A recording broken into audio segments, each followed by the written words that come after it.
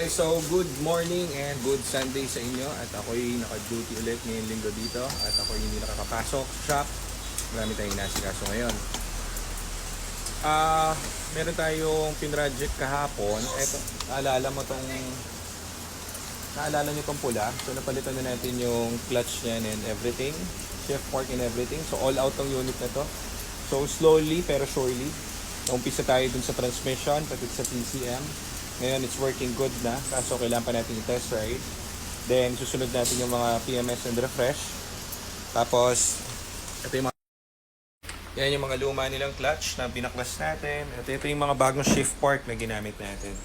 Ano sabi mo sa orange? Ganda? Ito yung pinatowing natin na, na... Pakita mo yung dashboard set. So, ito yung pinatowing natin ng isang araw, yung kami nila Nico pumunta. Yung magandang EcoSport na problemado yung may-ari. So, sa atin niya pinagkatiwala itong unit niya. Sir, shout out, gawa ng unit niya. So, palit tayo ng buong transmission dito. Then, palit din tayo ng module ng ABS. So, puro to, hindi namin nauwi ito kung maalala nyo kasi nagli-limp mode. So, tinesting na ni Joseph. Tapos na nating buting tingin. Tignan natin kung anong nangyari. Wala na siyang ilaw na kahit clear. Ito, pagkita natin yung ABS niya. Working lahat ng lights, tapos start. Yan, so patay na lahat ng ilaw niya. Ibig sabihin, working good na lahat yung buong system. Tinest drive na matindi.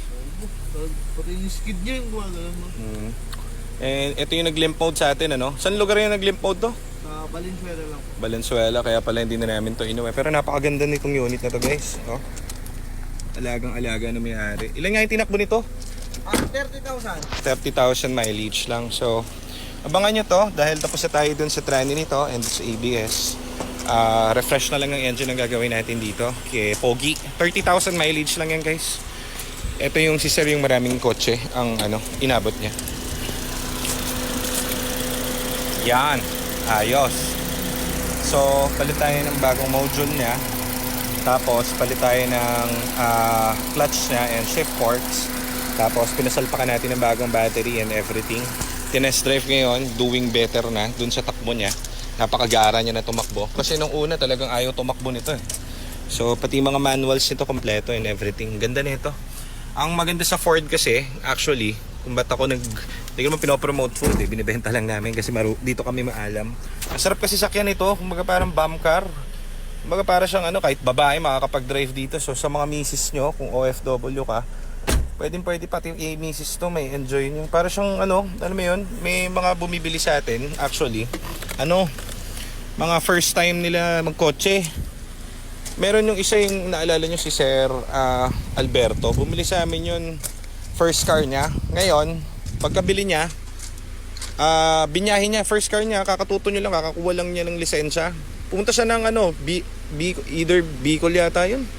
Balikan, papunta Bicol, tapos pabalik dito sa shop. Yung pinalitan namin ng spark plug kasi nagmi-misfire. So all goods na yun sa kanya. Biruin mo yun, first time car buyer yun hindi siya nahirapan. Alam niya na agad kung paano. Tataka nga ako dun si Sir Alfredo Bicol ang first drive niya Tindi Kaya pala nahihiya siya mag-drive nung una sa test drive. Ang ganda na itong unit na to. So abangan nyo to. Ito ang ating malupitang EcoSport 4 dito. Actually marami tayo dito. Kaso lang, yung iba natin nasa kabilang garahe. Pero almost yung iba rito, almost sold na. May mga nagmainan yung mga yan. So, ito kung mapapansin nyo. Ano ba ito? Fiesta lang to, ito kukwento ko sa inyo ang history nito. Meron kaming Fiesta. Ngayon nyo lang nakita ngayon sa vlog kasi. Pero amin talaga to. Ang nangyari dito, binenta sa amin ni Tropa, kasi nag-upgrade siya ng kotse. Okay naman to, walang problem. So, dahil nga marami kaming project ng mga nakaraang linggo, hinayaan lang namin. Gamit-gamit natin to, di ba? Okay, wala tong kahit anong issue. Ngayon, meron kaming regular client dito. Hindi sa amin nabili yung unit. Nagpapa-repair dito. Kailangan niya ng kotse. Pinahiram ko ng kotse. Pinahiram ko to. Pagka pahiram ko sa kanya ng kotse, siguro a week niya na gamit, 2 weeks, almost 2 weeks. Kaso, yun nga, hindi pa sa amin dumadaan to, kumbaga kakabili lang namin. Pero dahil gamit-gamit namin siya, pinahiram ko na rin sa kanya. Kasi nga i-refresh din naman namin to at papalitan yung transmission So, might as well gamitin niya muna. Noong iniram niya, ayun, binalik sa amin, naka-towing. Kasi ang ginawa, O, bumabiyahe siya dun sa siya bumabiyahe? Sa Tanay. Tanay, yung bundok, yung puro paahon. Ngayon, ewan ko ang kwento, basta ang nangyari dito, nag-overheat. Tinanong namin kung ba't nag-overheat. Malupit yung nangyari dyan. So, pagka gabi yata na madaling araw, bumabiyahe siya doon sa bundok. Tapos nangyari, nagpanic siya, kala niya nag-overheat. So, ang ginawa, meron siya nakasalubong na, or tropa niya siguro, no? Na mekaniko, pumunta doon sa unit dito. Aba, matindi, tinanggal yung fan. Kasi daw hindi umiikot ang fan. Pinatay yung fan, no? Hinaltak yung fan. So, hinaltak yung fan ng radiator kasi daw sira daw yung fan. Kaya, yung tumingin nito, hinugot yung buong fan. So, from bundok, pabalik sa bahay nila, wala siyang fan. O di talagang masisira ang engine niya kahit anong gawin mo, fiesta. Di ba? So, mali po yun. Hindi po yun tinatanggal kasi siguro mechanic siya ng ibang brand. Sa mga Honda and Vios, yes, umaano yun. Nagva-vary yung ganun. Pero automatic po ang fan yan. Automatic siya. Nagsasense siya kung kailangan na siyang umandar, kailangan niya na mag-low, kailangan niya na mag-high. So mali po yun. Pero si client naman na nag-shoulder nung nung gastos, So ito, na-refresh na yung engine. So tingin ko susunod natin dito is clutch naman. So yun ang kwento nito. Pina-overhaul ng client namin to kasi yun nga, mali yung pinagawa niya doon. Kung hindi tinanggal yung fan nito, yung mismong auxiliary fan, wala magiging problem to actually. So yun ang kwento nito. Doon na tayo muulan.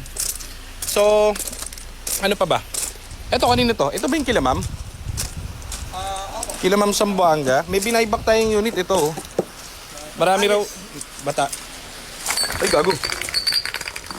Lo. Dapa ako, guys. So, ito yung pula natin, in all out na to. Onting-onti na lang to, guys. Sabi ko sa inyo, maganda pag all out eh. Bakit maganda pag all out? Ilalahatin yan eh.